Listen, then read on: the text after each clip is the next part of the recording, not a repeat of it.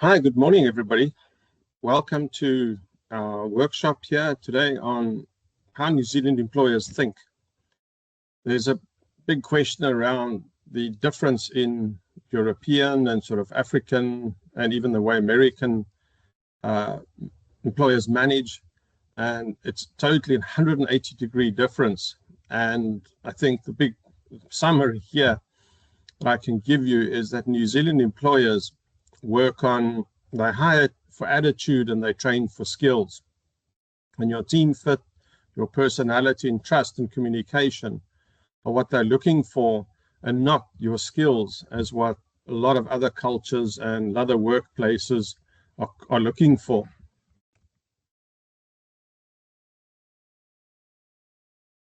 So let me introduce myself. I'm Peter Lemmer from COAR Consultants. I'm a South African. I immigrated over to New Zealand now nearly 10 years ago.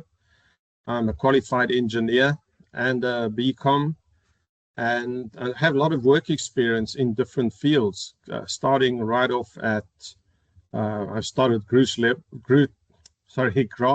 level. Sorry, I started off at grassroots level in the mining industry, working in the coalface of the mines, and worked my way up through to engineer, and I became sort of in manufacturing. I've spent most of my career in manufacturing, and right up to managing director level of large manufacturing businesses. So I have a very big understanding of what every role entails, and therefore I have a very in-depth understanding of your role and your function and your duties and what your deliverables need to be. I also love helping people. That's my passion in life, and help seeing people succeed. And that's why I do this job here. I help people change their lives by immigrating to another country. Let's start off with the culture in New Zealand. Kiwis value quiet confidence, but not self-promotion. You very rarely hear a Kiwi here bragging about how good they are. Everything's sort of played down. And it's a nice culture in a way, in that there's not this bragging and one-upmanship the whole time. Everybody just sort of treated equally. But the big cultural difference I found moving from South Africa is that they value understatement over self-promotion. So a lot of different cultures, sort of African, I come from South Africa, and in Western cultures, sort of USA and Europe, you're expected to market yourself sort of boldly. You're taught to brag about your achievements, about how good you are, and sort of make them jealous of why they haven't hired you because you're so brilliant. But in New Zealand, that's totally different. An overtly direct approach about your achievement comes across as arrogant, and they don't like arrogant or even aggressive sometimes. So if you're overselling yourself, it sort of actually puts them off. They appreciate a more balanced, sort of humble tone, and they want to see confidence, but quiet confidence and not ego.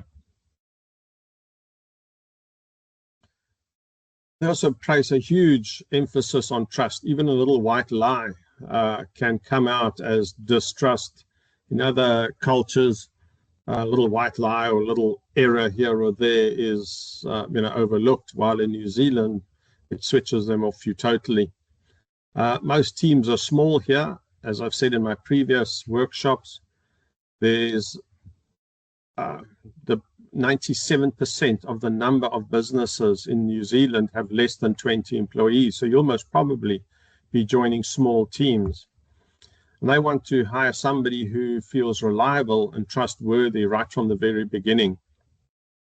And as I said, one bad apple in 5 or 10 apples infects the whole team. So therefore, the success of the business rides on the team's cohesiveness and the teams working together. They need people here who communicate clearly and don't create unnecessary conflict. During interviews, they're looking for cues that show stability, kindness, genuine willingness to work collaboratively.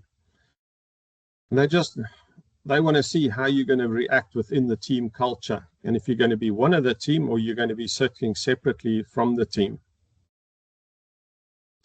The huge thing that they sort of work on and checking in interviews is your communication style. Are you a polite, calm, indirect, respectful person is what they're really looking for. They want quiet, soft-spoken people, or polite, not quiet necessarily. There's some rowdy people here. But they want soft-spoken and indirect. People rarely raise their voices here, and it's very uncommon to see heated debates in the workplace. Excuse me. If you come from a background of, I know us South Africans are labeled as direct or arrogant, or you're assertive, have to be assertiveness, this may come across that you're not you're not going to fit in well into the team. As I said earlier, they hire for attitude, but train for skills. They want to see your team fit. They're prepared to train you. They're prepared to help you. But as long as you have the right attitude, then they believe they can help you and train you. When communicating in the workplace, employers appreciate honesty, but they prefer it to be delivered gently and very respectfully. And I sort of sometimes, I think a lot of cultures struggle with that. You know, we just say it as it is. Why don't we do this, this, or this? But you have to approach it in, I would recommend, or let's consider doing it another way, or I like your idea, let's elaborate on that. A calm tone goes a long way in actually showing that you would be a good fit in a team. Here in New Zealand, if your hard skills, your technical skills aren't that important, soft skills matter way more. Your soft skills are your attitude, your humility, and your reliability. They value attitude over technical skills, and they would rather hire somebody who is teachable, positive, and easy to work with, rather than someone who's highly skilled but difficult to manage.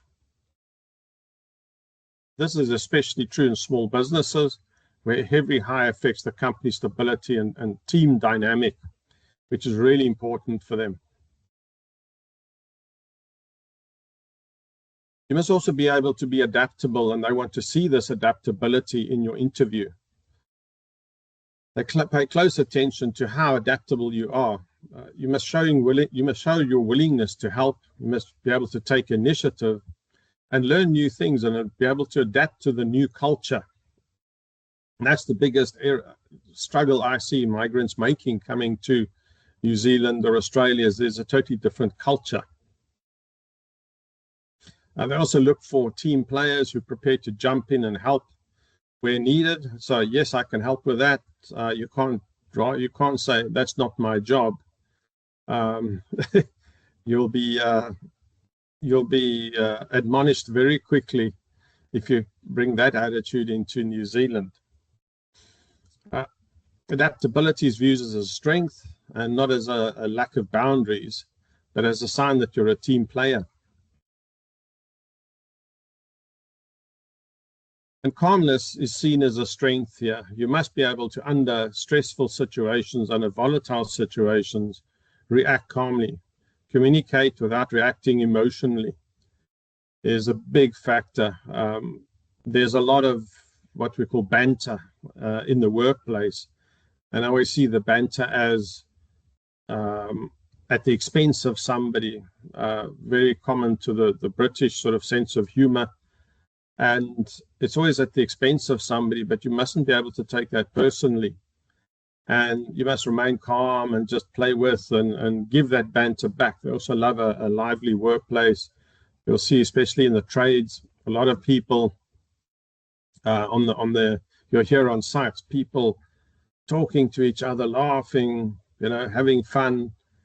And it's just common banter and just having fun with each other, sort of pulling each other's leg. That's normal in the workplace, but you've got to be able to stay calm and not take it personally.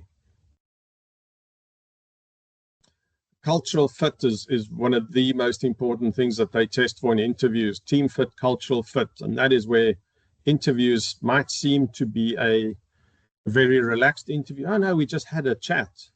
What they're actually testing is to understand your fit into the team that you're going into. I've had many clients before say, oh, we're just going to have a coffee. The guy wants to have a chat at coffee, nothing serious. But that is actually your interview. And you've got to come across as friendly, show that you've got this team fit, cultural fit. It's mainly about whether your communication style, personality, and work habits fit into the existing rhythm of the team. And the owner or the person hiring you has a very good understanding of that team dynamic and wants to see if you will fit into it.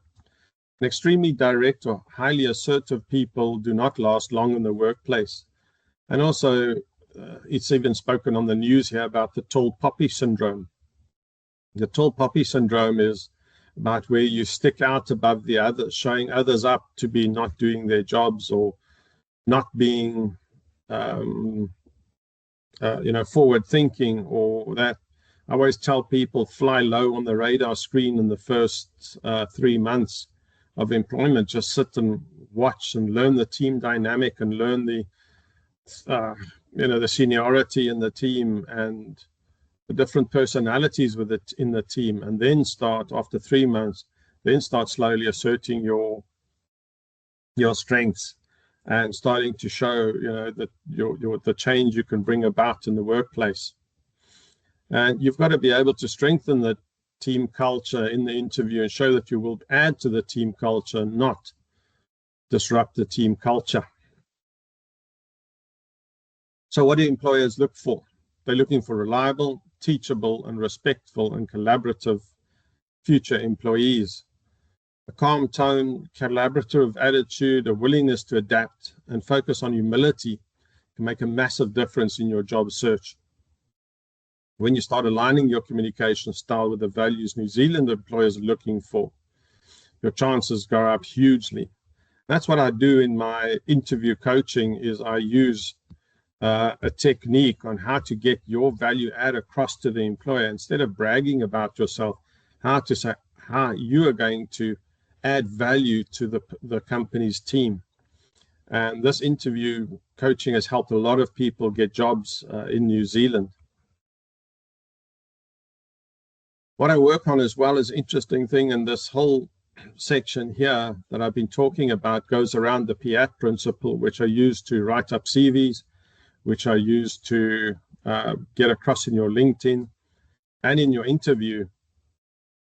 And I always believe that if these 5 principles in an interview get put across, there's no reason for an employer not to hire you. So the PIAT principle stands for professionalism, experience, expertise, authority, and trust. If you can get those 5 sections across in your interview, there's no reason why they shouldn't hire you other than a visa issue. If you'd like to book a free 20-minute consultation to find out more on how I can assist you in your immigration journey, or how I can assist your clients if you're an immigration agent, book a call with me. And yeah, thank you for attending today's workshop and learning a bit about the New Zealand culture. Look out on our YouTube channel where you can watch all the previous workshops. Lovely chatting to you today. Bye.